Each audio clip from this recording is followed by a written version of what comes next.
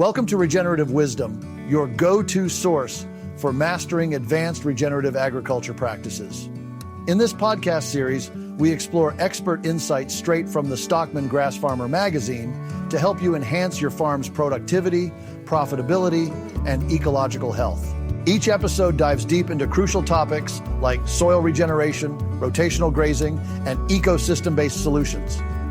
Whether you're refining your grazing management or seeking innovative strategies to build a sustainable operation, Regenerative Wisdom is here to guide you on your journey towards smarter, more resilient farming. In this episode, we dive into pasture management best practices with insights from Abram Bowerman. Learn how to observe pasture conditions, manage forage growth, and make strategic decisions on grazing rotation. We also explore techniques for maintaining diverse plant species, measuring forage inventory, and mitigating the effects of fertilizers on livestock and pasture health. Pasture Management Best Practices by Abram Bowerman, Spickard, Missouri. Why don't we value and utilize our pasture more than we do?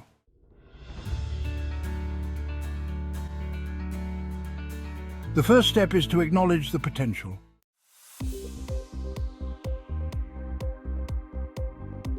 The second step is to learn how to manage your forage to develop and maintain quality forages.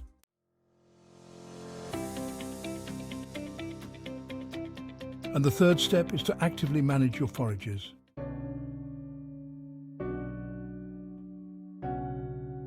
Respect, understanding, performance.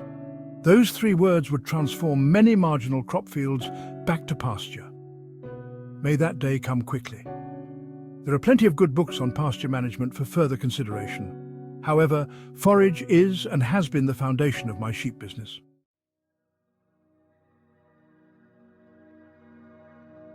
So, let's pretend we are going on a pasture walk, taking time for observation.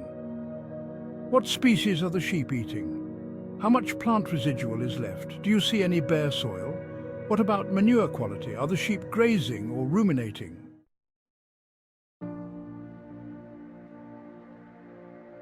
The best way to determine the maturity level of your grass is by counting the leaves. Once a grass stem has 2 leaves, the plant is entering a peak growth phase. Peak growth will continue through the development of leaf number 4 and then begin to slow with number 5. By the time leaf number 6 is formed, leaf number 1 is dying. Livestock usually make the greatest gains when forage is harvested in its peak growth phase. This pretty well holds true whether the grass is actively growing or its growth is suspended in dormancy or curing.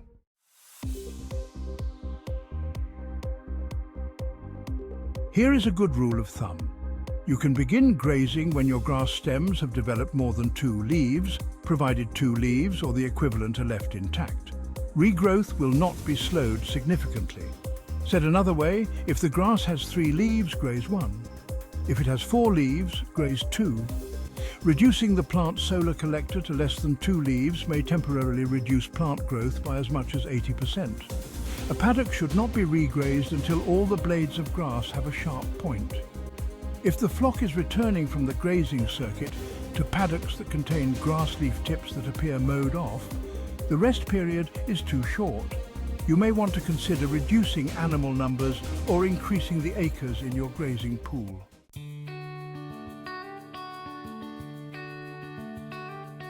Maturity of legumes is best determined by bloom stage. Alfalfa is ideal when 10% of the plants are blooming. I like to graze red clover after it has reached full bloom and 10% of the blooms have turned brown, which results in a fresh seeding of clover every time a paddock is grazed.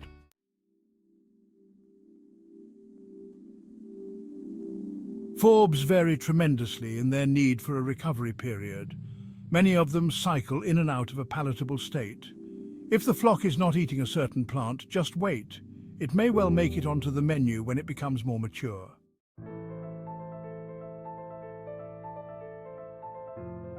Grazing pastures composed of a variety of forages will result in some species being underripe, some perfect, and some plants will be overripe. Just do the best you can to favor the species you desire. Leaf counts and maturity correlations are pretty uniform across most species of grass. On the other hand, Plant height at the point of maturity will vary with fertility, moisture, species, and other conditions.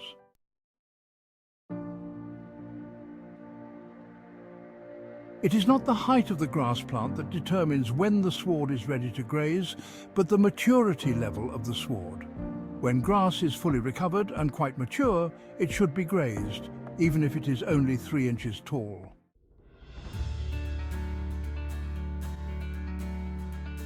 Grazing stimulates regrowth and optimizes soil regeneration. A plant that has been grazed will pump much more carbon into the soil than a plant that has matured and is dormant.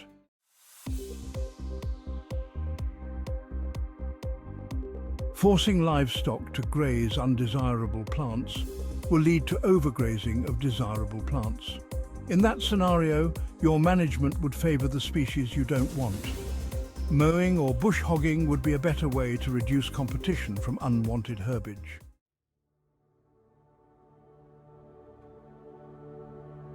A pasture's composition will change somewhat seasonally. The pasture sward should be eaten, mowed or trampled to the ground once a year to allow all species an equal opportunity to grow. Otherwise, continual selective grazing will result in species loss. Likewise, a full recovery at least once each year will allow maximum root development and seed production.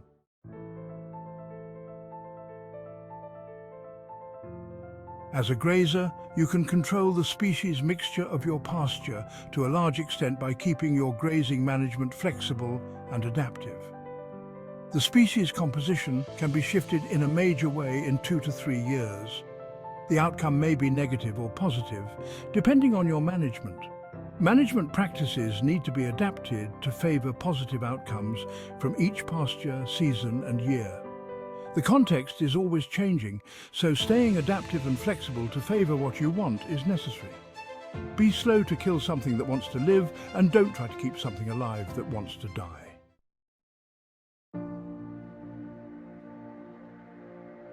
Non-selective grazing is best viewed as a bite taken out of everything, not everything grazed to one even height. Trying to graze everything down to one even height will end approximately at ground level. However, leveling rank stands of grass will promote forage diversity, because forbs and legumes will have an equal chance to grow in the weakened grass stand. A common mistake cattlemen often make is to get sheep or goats to control weeds and brush. Grazing management is tailored to kill the weeds. Once killed, your sheep just lost their food source. You don't keep cows to kill grass. We only expect cows to prune the grass, raise calves and prune more grass.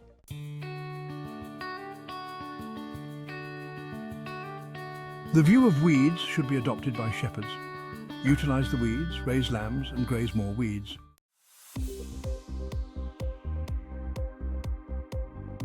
In grazing circles, the term trigger height suggests that when the overall sward has been grazed down to a certain height, a paddock shift is triggered. I suggest that shepherds should add trigger species to their monitor. The trigger species are the first 3 to 5 plant species that the majority of the flock eat right after they are moved into a new paddock. When those 3 to 5 plant species are grazed out, a paddock shift should be triggered, provided you wish to optimize sheep performance.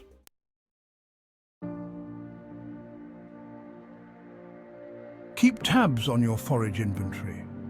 The simplest math is to divide the acre units grazed by the flock each day into the total number of acres at your disposal.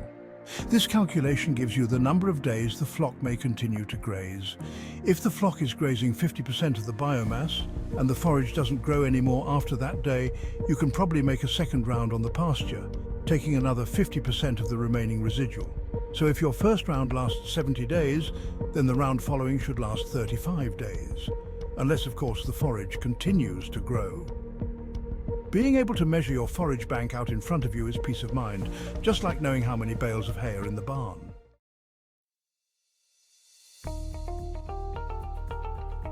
Another method used to measure forage inventory is to physically measure your forage depth on an acre-by-acre basis. A healthy, diverse stand of forage may produce 250 to 300 pounds of dry matter per acre inch of standing feed. So if you have 8 inches of dense forage, it should yield 2,000 pounds of dry matter per acre. Let's leave 500 pounds per acre as soil cover for an earthworm party. That leaves us with 1,500 pounds of dry matter per acre. Sheep will eat approximately the equivalent of 4% of their body weight in dry matter daily. So if your ewes weigh 125 pounds each, thus needing 5 pounds of dry matter daily, then your 1,500 pounds of usable forage per acre will generate approximately 300 sheep days per acre.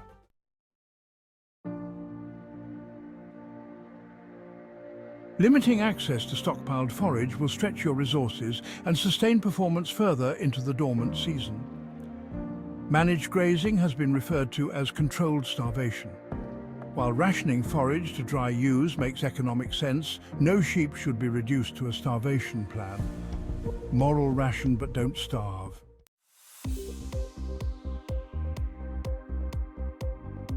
Is fertilizer positive or negative?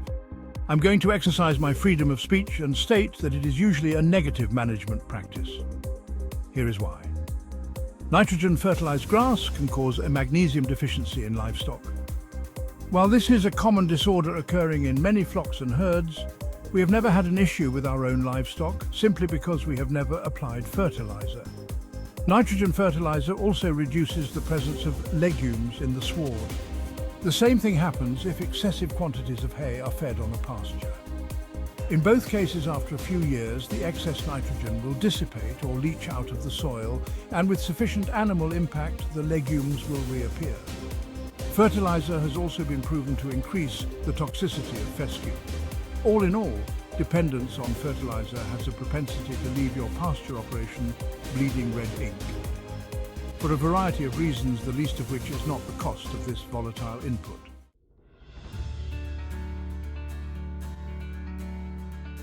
Thank you for taking time to walk through the pasture. One pasture walk won't make you a professional manager, but you will never be a pro unless you take time for that first walk. Abram Bowerman is a multi-species grazier in north-central Missouri with sheep as the centerpiece of the operation. He promotes low labor, natural solutions for challenges facing shepherds. To contact, write him at 543 Northeast 90th St. Spickard, Missouri 64679. His book, The Practical Shepherd, is offered on at the SGF bookstore.